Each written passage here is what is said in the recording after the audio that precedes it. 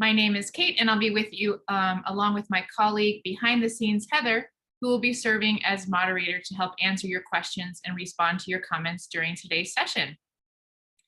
Let's begin with these wonderful comments from participants of the last session.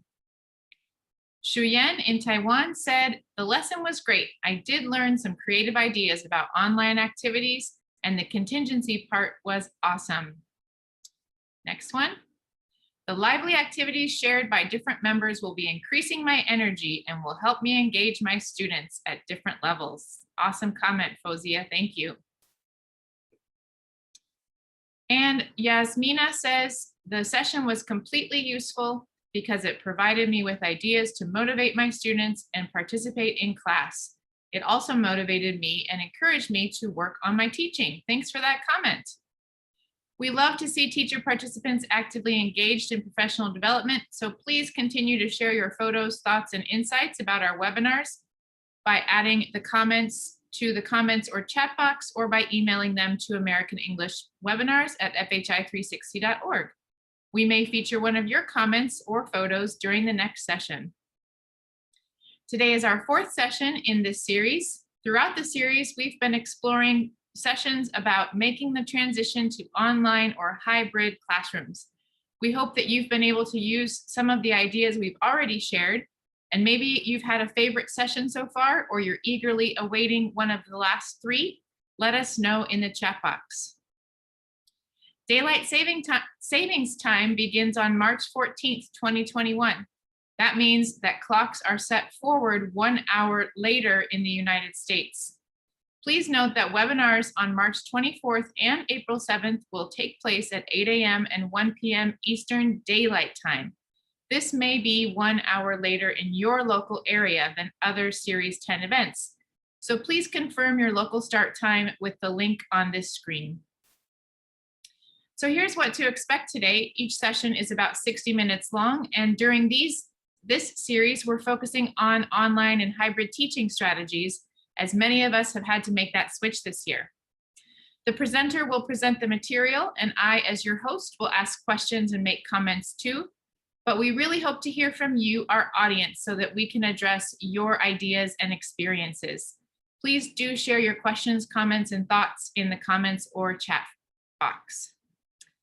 Our presenters may suggest options for materials or tools during today's session or other sessions. We want you to know that the U.S. Department of State's Office of English Language Programs does not necessarily promote or endorse any of these recommended resources, but we do hope that you get some great ideas during today's session. When our session comes to a close in about an hour, you'll have an opportunity to receive your digital badge for your participation. At the end of the session, we will post a link. Please click on that link and answer 2 out of 3 multiple choice questions in order to be successful on that quiz. Once you've done so, you should expect to receive your badge via email within about a week. And this month on the American English for Educators page, we're featuring vocabulary and discussion questions about online learning. Check out some of the great graphics and discussion starters there, and join the discussion on how you are teaching your students virtually during these times. And now for today's session, increasing student talk time in the online classroom. Are you teaching English online or seeking ways to help students improve their speaking skills? Research shows that the key to an effective speaking lesson is to provide ample opportunities for students to actively participate. But many instructors are struggling to convert their favorite in-person speaking activities to the online format. In this webinar, we will examine the benefits of increasing student talk time, or STT, in class, and we'll explore various routines, activities, and tools that will give students a voice in their virtual classrooms. And now we're pleased to introduce our presenter, Christine Eschi. Christine has worked in the English language field for over a decade. She currently teaches ESL in the United States at the Waukesha County Technical College in Wisconsin, where she prepares adult immigrants to successfully enter higher education and fulfilling careers. Previously, she served as a U.S. Department of State English Language Fellow in Panama. She's also provided professional development workshops for EFL instructors in Mexico and Turkey. Christine holds a BS in International Studies and Global Security from the University of Wisconsin-Madison and a Master of Arts in Linguistics with a TESOL graduate certificate from the University of Wisconsin-Milwaukee. Welcome, Christine. We're so happy to have you here with us today. Hi, everyone, and thank you so much for joining me today. It is my honor and my pleasure to explore this topic with you. If you're anything like me, when I moved online, I was really worried about getting students speaking in the online class as much as they did in the physical classroom. And I'm really excited to show you some of the techniques that have worked for me. Our agenda is first to analyze the importance of student talk time, or STT. Then we'll cover some basic best practices. Next, we'll look at some synchronous ways to get your students talking. And by synchronous, I mean when you and your students are together at the same time in your online meeting software, such as Zoom or Google Meet. And finally, we'll discuss how to get students talking asynchronously. And by asynchronous, I mean work students do on their own time. We can think of it as homework. Traditionally, asynchronous work has been reading and writing and worksheets, but now we understand more than ever how we can also assign speaking work to our students asynchronously. So let's get started. Why should we make the effort to get students talking in English class? Well, I'd like you first to imagine that I'm teaching you all how to swim. Would this be effective? All right, everybody, to swim, you need to lift one arm while pushing back with the other. At the same time, keep moving your feet up and down rapidly. It's also important to breathe between arm strokes. This will be important if you ever fall into the ocean. So your paragraph about proper swimming technique is due on Monday. So Kate, do you know how to swim? Yes, I do. And is this how you learned? No, it is not. I didn't. I had to practice a lot, and I never was in a classroom to learn how to swim.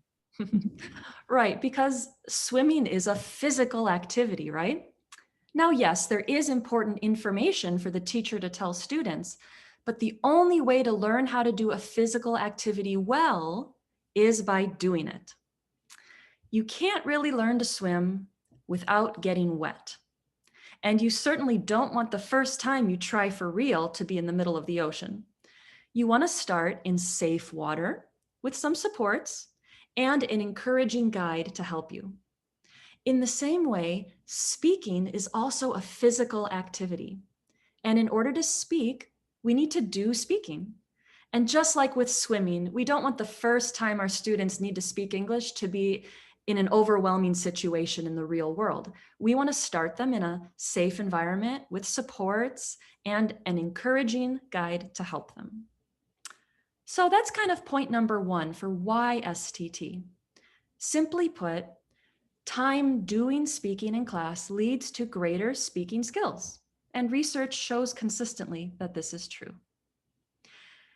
STT also provides students the chance to actively use the language they've learned from you. Nowadays, with the internet in our hands, students can read and listen to English at any time. There's no lack of English content on the internet. But what they probably lack the most is the opportunity to speak. So your class is the place. It might be the only place for students to speak English. Also, providing speaking activities in your class will boost motivation. I don't know about you, but when I was learning a second language, what I wanted to do more than anything was learn to speak it so I could have conversations. Just to check, at my school, we surveyed students.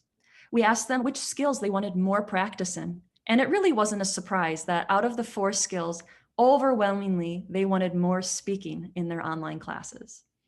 So by including more speaking as they want, we can also motivate them to keep coming back and logging in.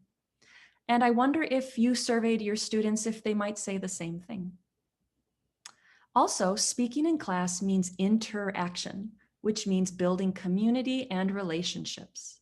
A closer community will lead to better attendance, better participation, and in the end, more learning. We know how important it is to have our students talk in class now, but what's stopping us from achieving this student talk time?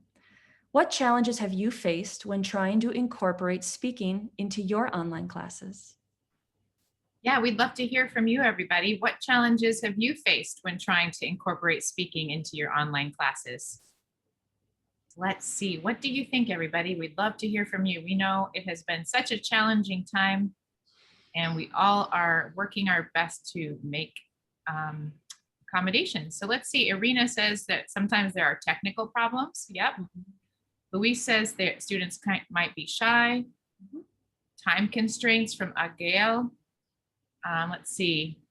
Students are embarrassed from Jimmy, or they might have, several people are saying that there might be bad internet access or poor connection. Maybe students have situational anxiety or anxiety about using the new language. Or Jenny says maybe students don't feel encouraged to speak. So those are all great responses. Thanks, everybody. Yes, thank you. Those are all real challenges, and I hope I can address some today. So let's go over a few best practices to keep in mind while we're leading speaking activities. And maybe here we can work on some of those challenges you just listed. The first best practice is to keep this number in mind, 50%. Research shows that when teachers talk for more than half the class, it's really not effective. Now, this percent can vary, of course. More advanced students should talk more than 50%, and a speaking class will have more student talking than, say, a writing class. But in general, aim for that 50% of all talk coming from students, and you will notice a positive effect. And just like our doctors tell us, eat 5 vegetables a day, if you reach that, you're doing great and probably better than most. But it's always better to get more. Number 2, of course, if we have more student talk time, we need less teacher talk time.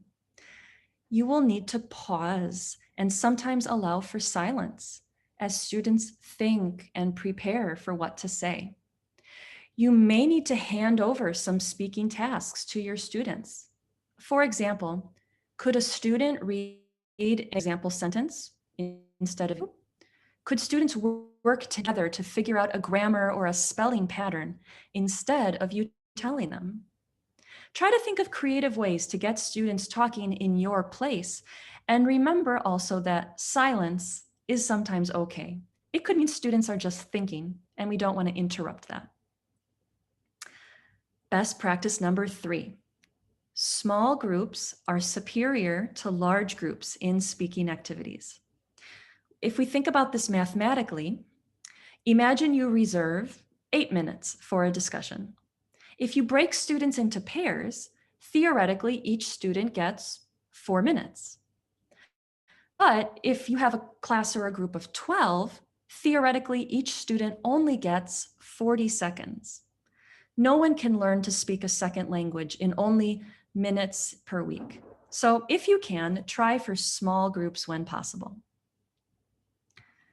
Best practice number 4 is praise. Praise liberally, praise often.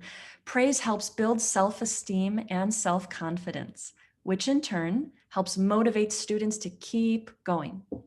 It really can be an accomplishment for a student to dare to speak English in their virtual class in front of you and all their classmates, even if they make a lot of mistakes. So give them lots of love and lots of encouragement to tell them how great they're doing just by trying.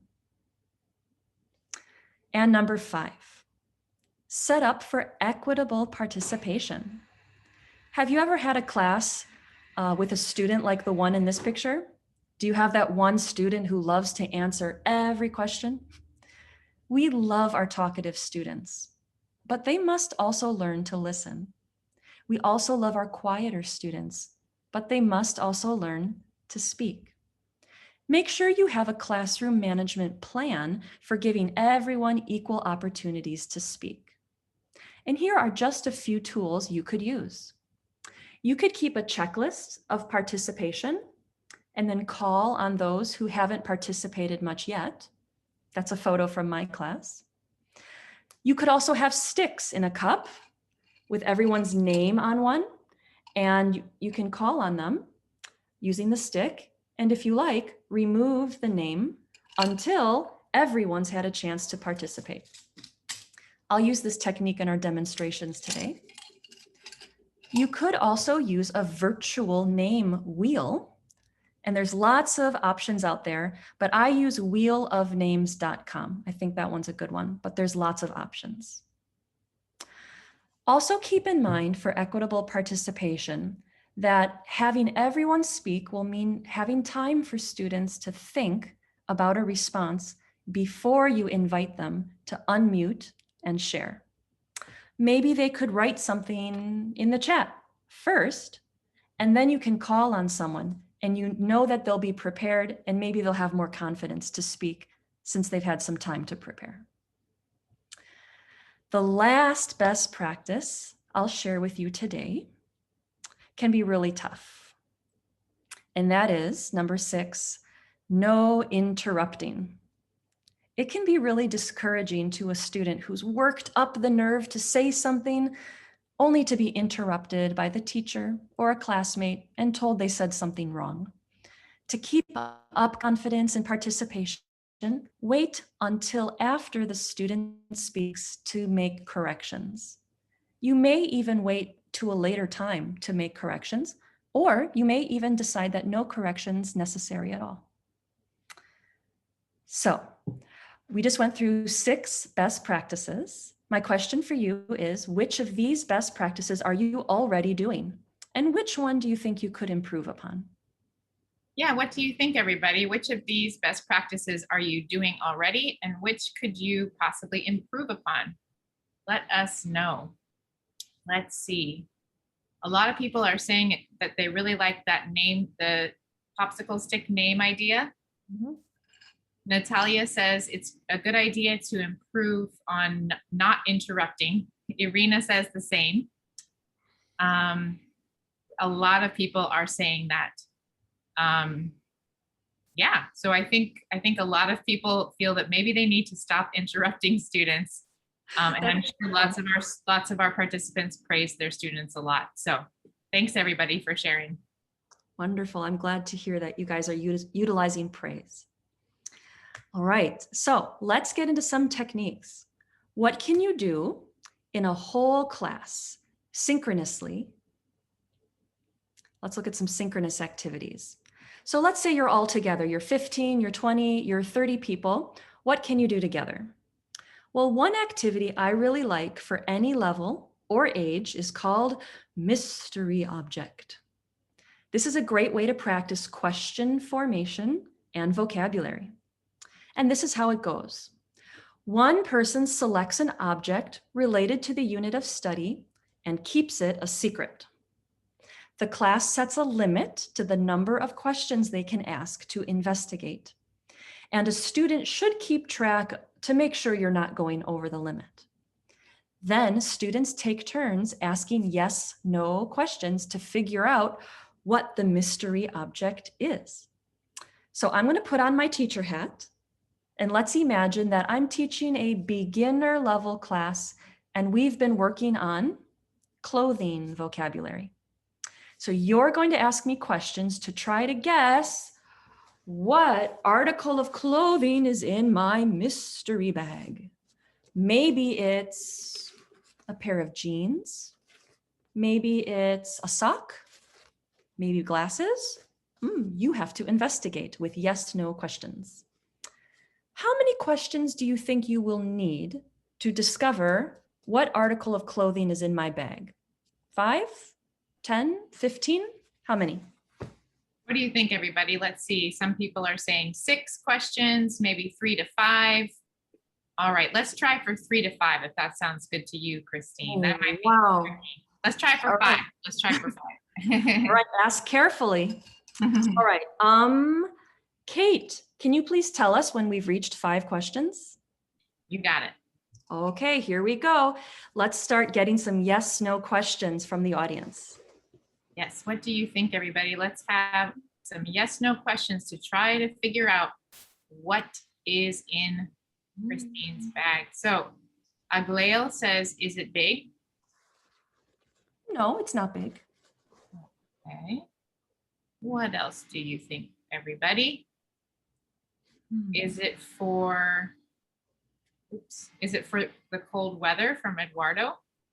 Yes, it is. Carlene says, is it soft? Yes, it is. Oh my gosh, that's 3 questions. We only have 2 more. Let's see. Is it worn on your head from Micah? Yes, it is. That's question number 4. Feel free to have a guess, or you can say one more question. Let's see. Is it a top from Marcella? A top? Yeah. No, it isn't. Right. So let's hear your guesses. That was 5 questions, everybody. What do you think? Let's see. Brian says a scarf. Is that correct? Oh, no, it isn't a scarf. Oh, Joyce says a hat. Is that correct? Yes, it is. It's a hat. All And right. a Excellent. wonderful job, hat. everybody. Yes. A wonderful. Very good. Yeah. Okay, wonderful. So you guessed my hat, and tomorrow, Kate, you're going to have the mystery clothing tomorrow, and you're going to ask your classmates questions, okay? Sounds good. So let me take off my teacher hat. And what I would do then is ask Kate to stay after class just for a minute so she knows exactly what she needs to do to prepare for tomorrow to lead the activity. And after a few times of playing this, students will not need the instructions or the modeling anymore. They'll know what to do without much talk from you. So it really is a good activity to do frequently. There are some possible variations. You could give a list of words to select the object from if you want it to be more limited. Maybe you give 10 options. Or to make it more open and difficult, perhaps for a more advanced class, you could allow any kind of yes/no question. For example, have you ever worn it to the beach? Or would you wear this to a wedding? This could also be good for ESP classes with lots of vocabulary. Imagine an IT ESP class. Maybe the mystery object could be an Ethernet cable, a modem, an HDMI cable, and students need to ask about their functions. Does it plug into a cell phone? No, it doesn't. Does it help us connect to the internet? Yes, it does. All right, so this can work for any level and any age. Here's another activity you could do. Stand up, sit down. Of course, this is a kinesthetic activity. We're all sitting down so much, and especially for kids, this can make us unfocused and fatigued. So add some movement to your class to get that blood pumping.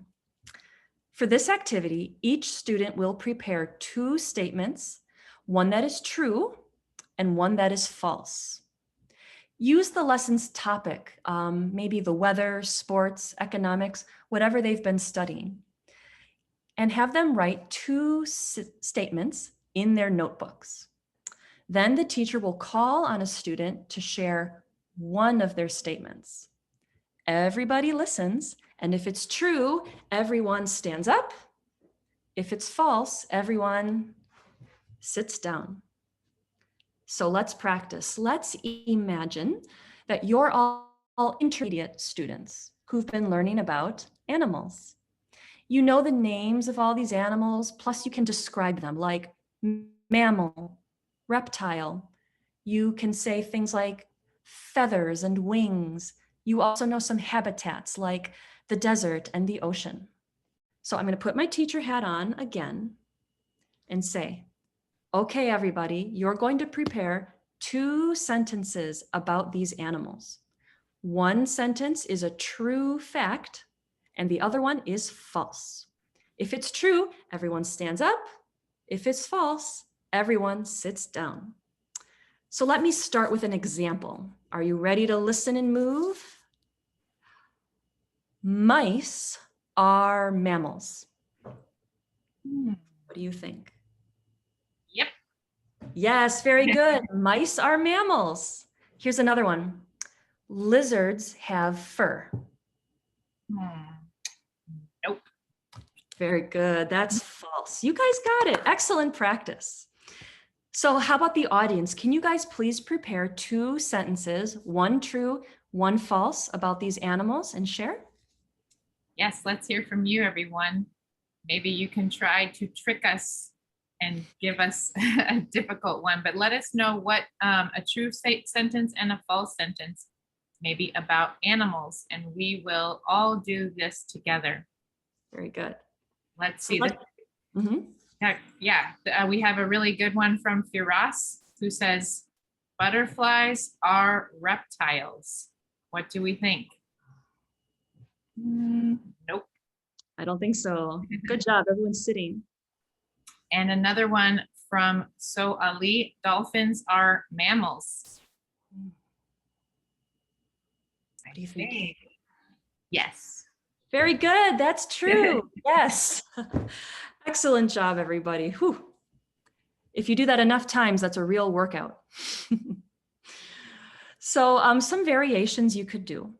Maybe you have a group that for whatever reason is not going to turn on their camera or stand up and sit down.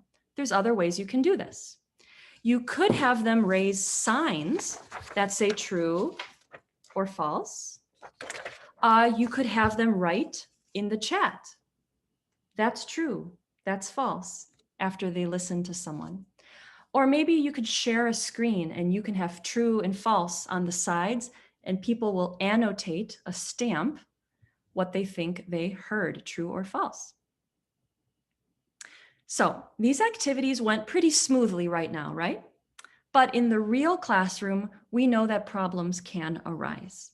What if something like this happens? You introduce mystery object or stand up, sit down to your class. But when it's time to participate, no one speaks. What could you do? Yes, this is probably a common issue for people around the world. You introduce one of these great activities, and then it's time and nobody speaks. What kind of thing can you do? What would you do in this situation?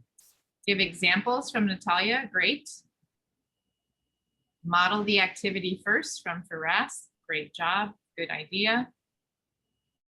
Use those sticks from Olga, great idea. So call on someone by picking their name, that's a great idea. All right, and be the one that participates as an example from Tani. Good ideas, everybody, thanks for sharing.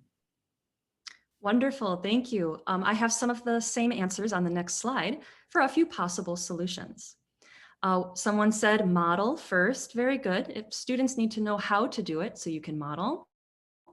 Add more scaffolds. Maybe as a class you brainstorm some statements and you write them down on a whiteboard, and then students could pick a statement to read when they're called. You could also make sure they're warmed up for participation, maybe some singing, maybe some chanting, maybe some movement together to warm up. And the more long-term solution could also be making sure you have a safe classroom where mistakes are welcome and praise is given to all who try. Here's a different challenge. Imagine you introduce mystery object or stand up, sit down, and when it's time to participate, one student does all the speaking. What could you do? All right, this is another common issue. What do you think, everybody? If one student is speaking the whole time, what would you do in this situation? Review the rules, great, from Soali. Offer a prize from Luis for other students to participate. Use the name wheel or sticks or something like that to select students, great. And of course, you can always just tell the student, please keep it down. Or you can make them a leader or ask him to keep the time from Olga. Great ideas, everybody. Thanks for sharing. Wonderful, thank you. And on my slide, you'll see some of those. Some suggestions I had were to set expectations maybe. Before the activity, tell them how many times one person could speak.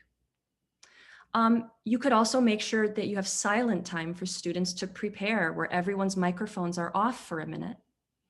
You could call on students, as you said, and you could also ask students to mute until you call them and ask them to unmute their microphone. But you guys gave some other great examples too. All right, so how can you teach the vocabulary and the grammar that you need to play those games? Drills are one way. Drills are a powerful tool to learn and memorize new material.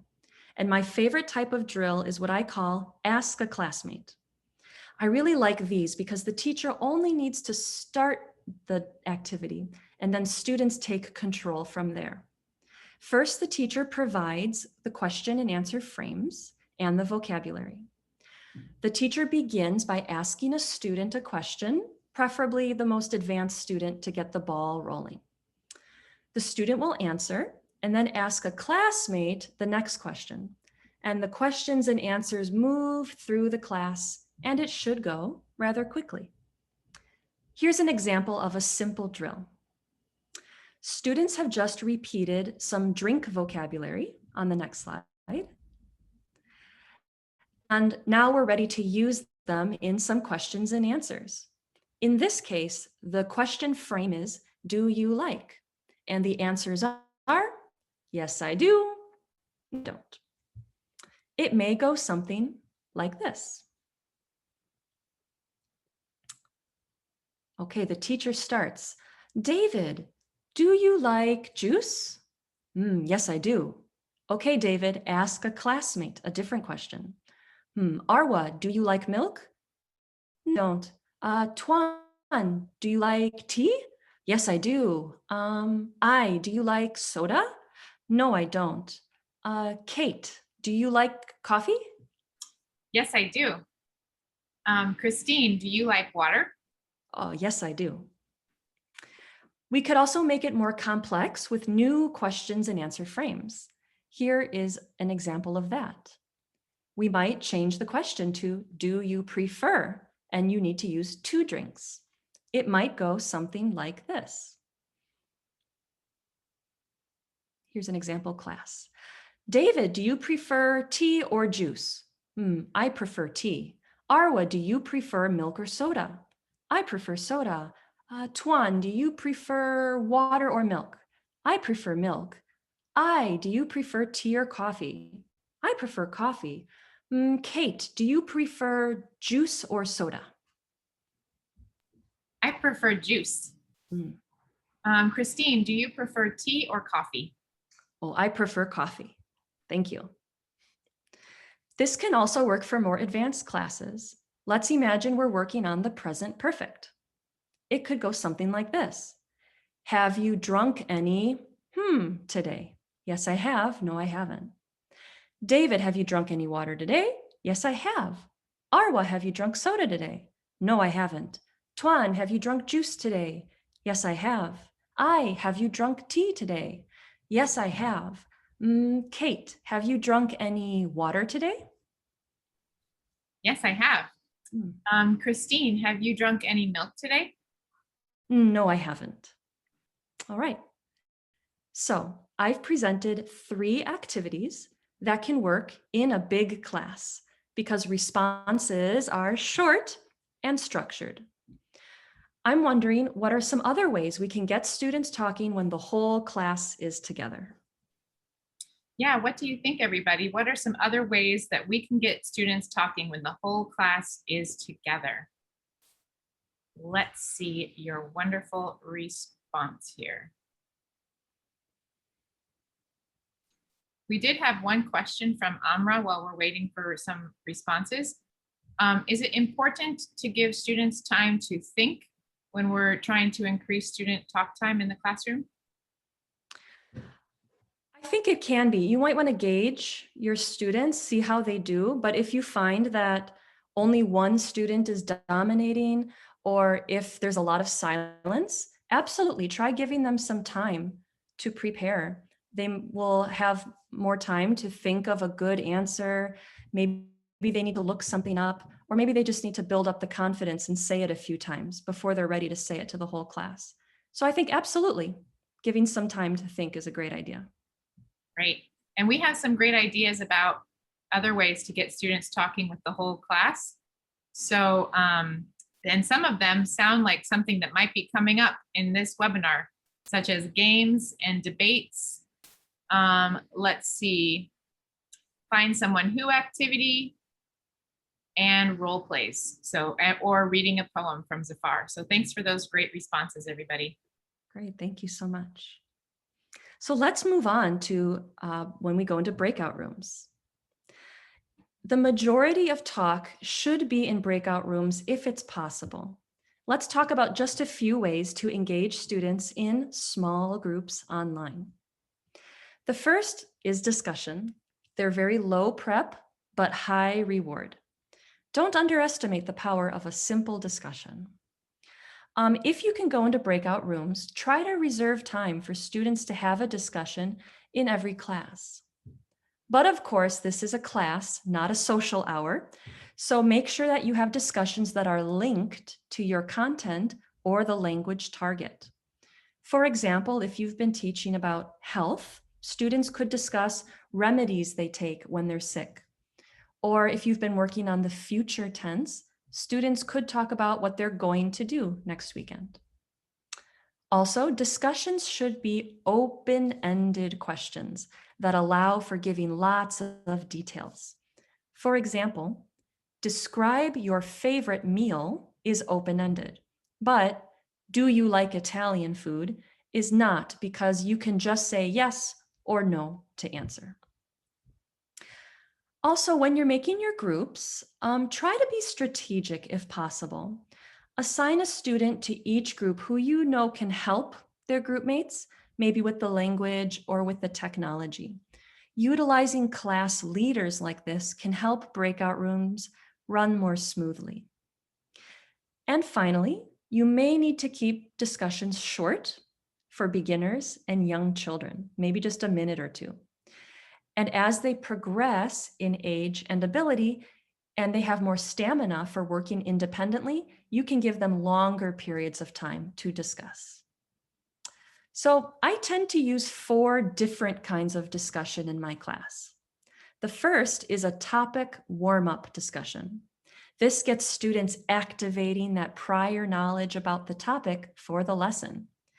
It's also great to do this at the beginning of class so that students will want to log in on time so they can interact with their friends. Here's an example warm-up topic that I used once. Good morning. Today we're going to learn about life on the International Space Station. What would be the best thing about traveling to space? What would be the worst thing? Please discuss for 5 minutes. The next type of discussion is a language application discussion. Maybe you've just been lecturing or drilling on the present perfect. Break up that grammar lesson with a discussion to apply the grammar to a conversation. An example could be, discuss with your partner, what is the most disgusting thing you've ever eaten? Even just 2 minutes in a breakout room to discuss this can really keep students motivated and focused during a grammar lesson. Number 3, there's also get to know you discussions. These are especially great at the beginning of the semester, but if you have a really big class, it might take all semester to meet everyone. So you can do these anytime. Here's a simple one. Find 3 things you and your partner have in common. And finally, you can give a closing reflection discussion to conclude your lesson. Here's one that you could use at the end of any class. Great job participating in the lesson today. Please share with a partner something you learned and something you wonder. So, now that we know a few types of discussions, I have a question for you. And this might already be on your mind. How can instructors motivate students to stay on task and speaking English during their breakout room discussions? Good question. I think a lot of us are very curious about this one. How can instructors motivate students to stay on task and speak English during breakout room discussions? What do you think, everyone? Let's take a look. We have so many comments. Let's see. A lot of people who agree with a lot of the ideas that you have. Monitor each breakout room from Hector. What are some other ways? Assign roles from Patricia. You could visit the rooms from Jacqueline Vizcara. And you could ask students to report back on what their students discussed. That one is it went very quickly from Micah. Thank you. Thanks everybody for sharing. Wonderful. And I have some of the same strategies on the next slide. Here's a few ways I found to be effective for myself. The first is to let students know that you're going to turn off your microphone and your camera and circulate around the rooms. You will be a fly on the wall, as we say. Students will know you're there or coming soon and feel compelled to be speaking English. You can also give a time limit. Tell them, all right, you have 3 minutes. That can help motivate. And you can also give them a task like someone suggested. This could be writing something down, or my simple go-to is this one.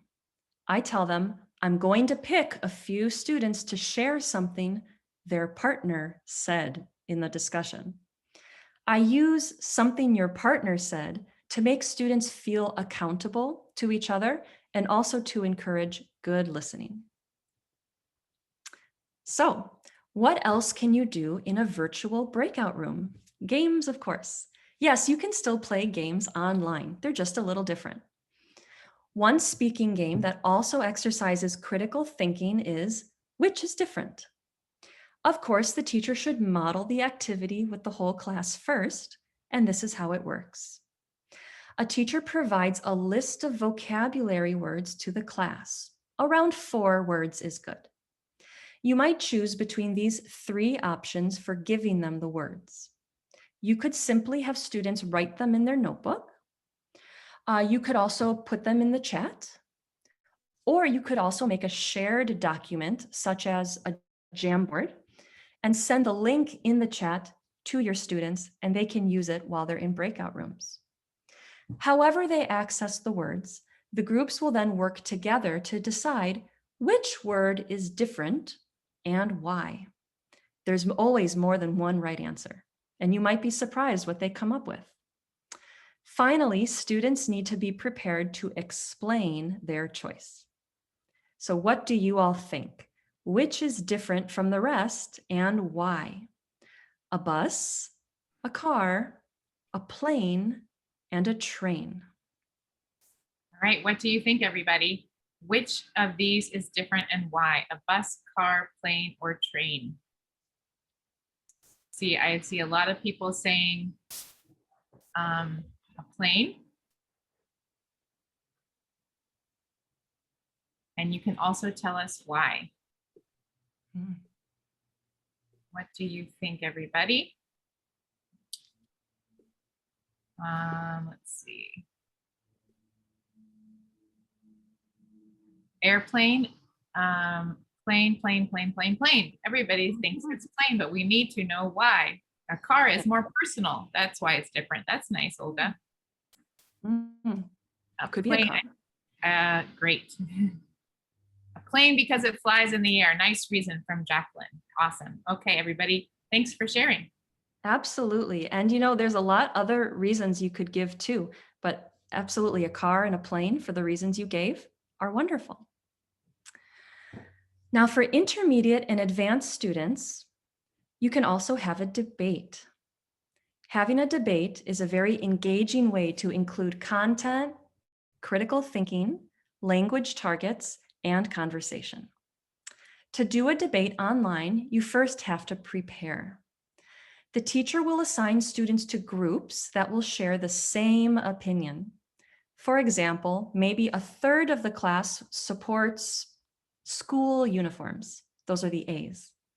And a third will support just a dress code. Those will be Bs.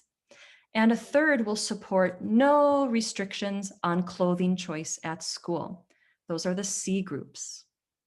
You can send them into small breakout rooms with a few others on their side. Here they can brainstorm support for their position, or maybe they could even read an article that offers support for their side together. If possible, these students can work on a digital whiteboard or a shared document, such as Jamboard or Google Docs. But if that's too much tech, students could simply discuss and take notes in their notebooks. Then it is time to debate. The whole class needs to come back together on the next slide. And you would lead a mini lesson on the language to use while debating. Provide a chart for them with language that they'll need to agree and disagree. This is a chart I found on English Language Forum, but you could also make your own. And this chart could be emailed, sent in a text, sent in the chat, or maybe in a shared document. Or if it's short enough, students could copy it in their notebooks. Now's the fun part. The teacher makes new breakout rooms with a representative from each side of the argument in the same room together, A, B, and C together. Now they will debate their side with the support they've prepared with their previous group and the language provided by you. So as you can see, there are many steps to this process, so you'll need to reserve plenty of time to do it. But I argue that it's not time wasted, but it's rather an investment in student language development, community building, and critical thinking skills. So I have a question for you. Now that students have worked so hard to develop their arguments and debate their side, how could a teacher conclude this activity? All right, yeah, what do you think, everybody? What follow-up activity could students do after this debate? What might you ask them to do?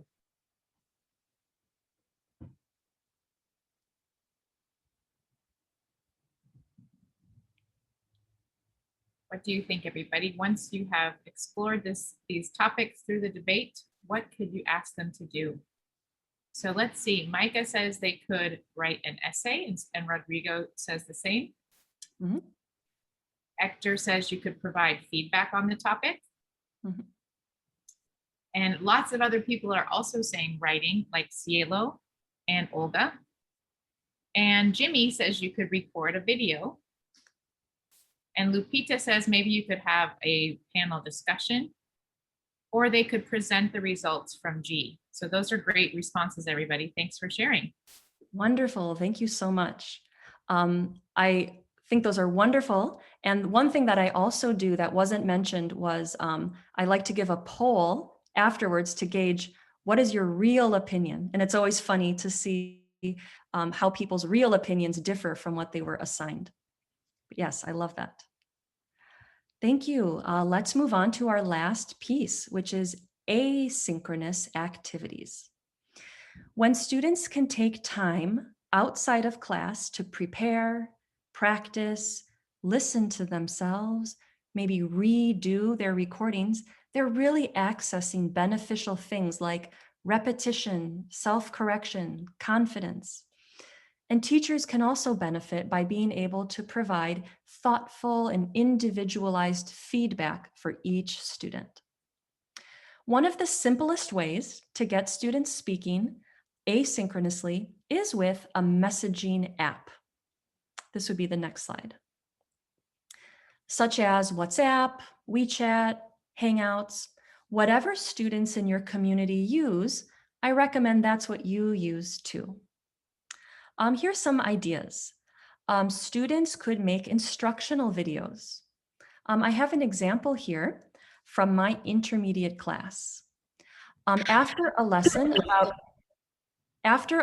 about giving step-by-step instructions in a process, I asked them, what is something you enjoy preparing in the kitchen? Provide step-by-step instructions to teach me how to make it. I sent them an example, and then they shared their videos with me. So here is an example from my class. I want to make a coffee for me and to show you how to make a Turkish coffee. First, you will get a pot,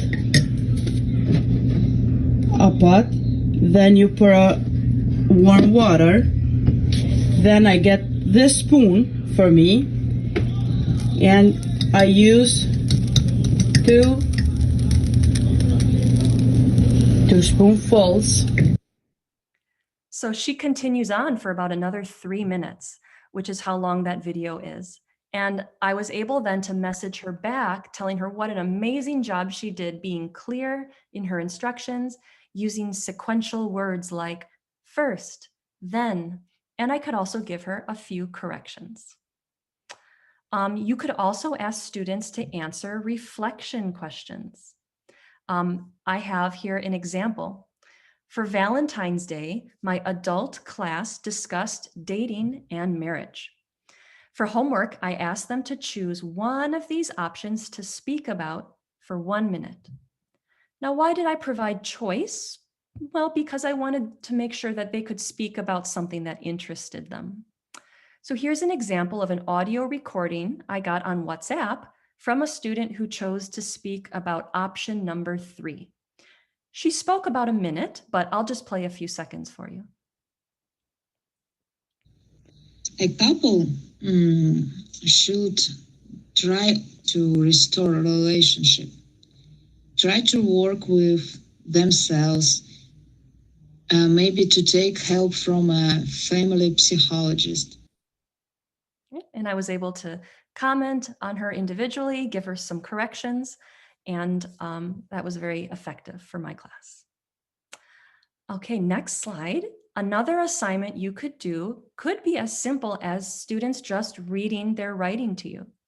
Here, a low-level student wrote about their favorite animal, and then they just read it to me in WhatsApp. Very simple. So using messaging apps like this could make your phone busy, but it might also be the best way to get students speaking outside of your synchronous class. Another tool you can use is Flipgrid. Flipgrid is great for video sharing. It's a super option, especially for presentations. Instead of taking up time in your synchronous class with presentation, which doesn't include a lot of interaction, you could have students do it asynchronously on Flipgrid for a digital gallery walk. Students can then view each other's presentations and reply to them. They don't have to use the camera, but if they do, they can do all sorts of fun special effects. In this example, my student did not want to show her face, so she put a big emoji in front of her, which I thought was pretty clever. For this lesson, we had been talking about entrepreneurs. And in class, students discussed businesses they might want to open someday. For homework, I asked them to pitch their business ideas to a group of investors. I'll just play a few seconds of this student's business pitch for a fashion store.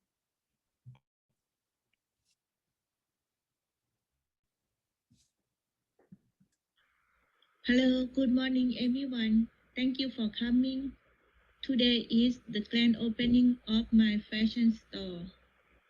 In the fashion store, I will have matching clothes for parents and their children. And so after they submitted their video, each student also imagined they were an investor with $10,000 to give.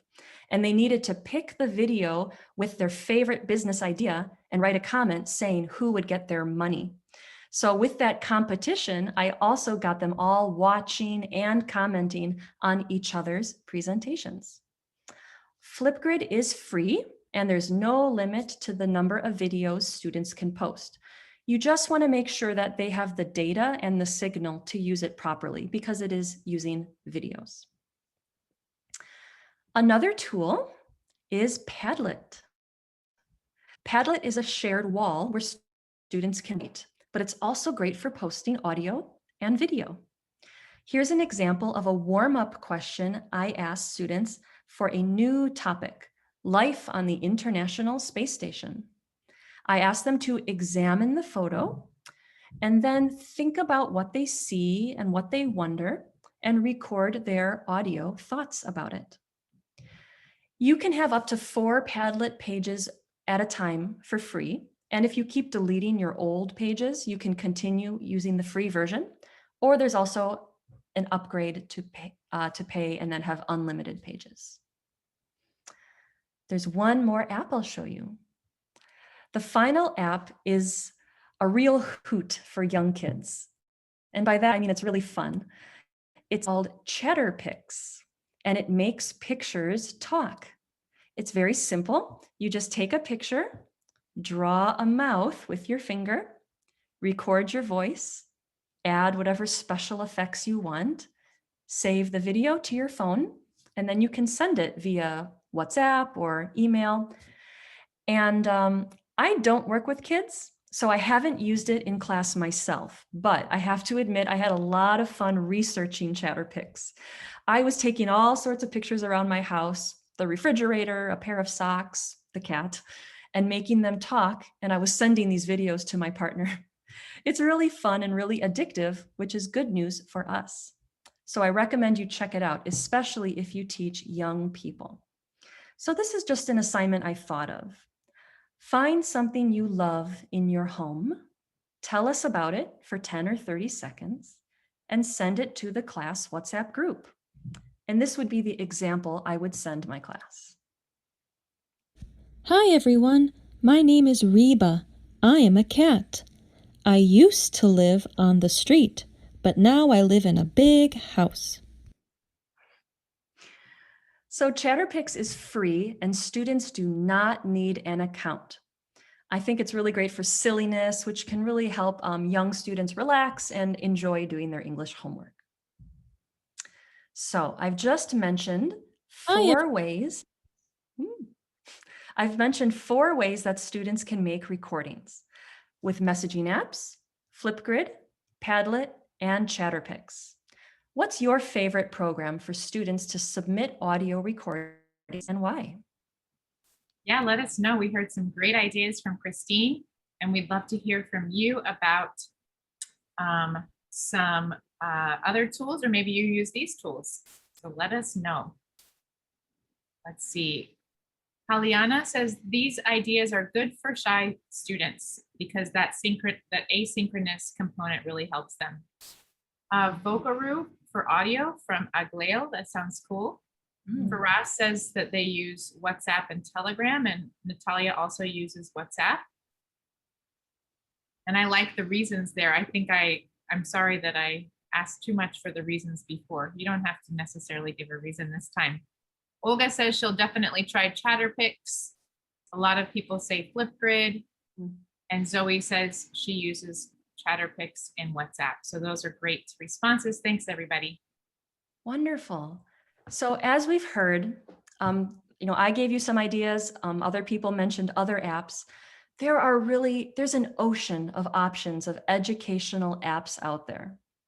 And it's important to keep in mind that for every new tool that you introduce, you also need to learn, you need to teach students how to use it. That takes time and it takes energy. It also takes space on our students' phone to download lots of different apps. So if we can go to the next slide.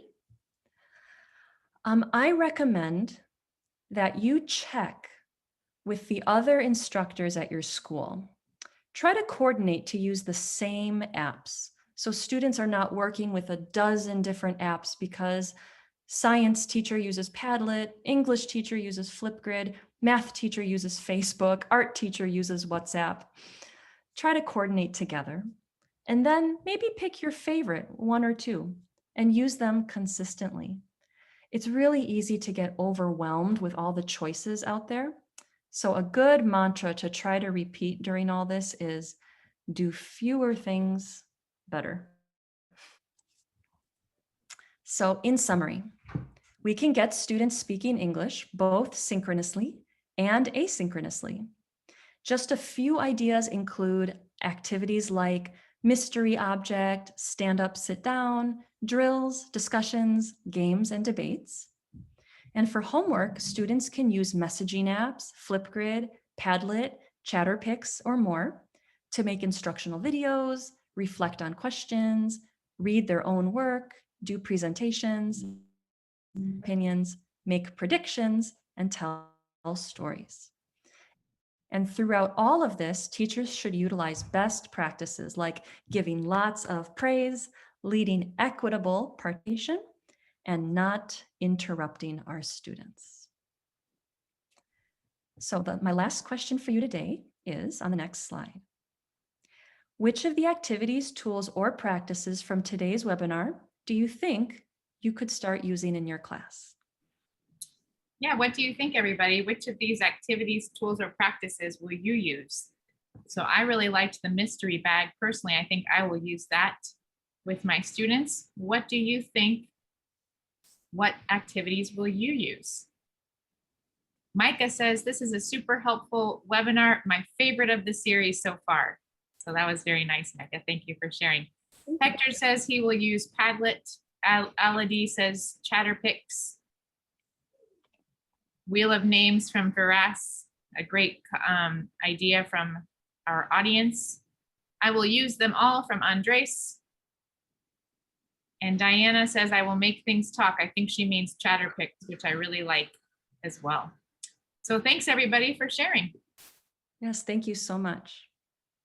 I'd like to close with just a quote from George Couros, who's an educational consultant and an author.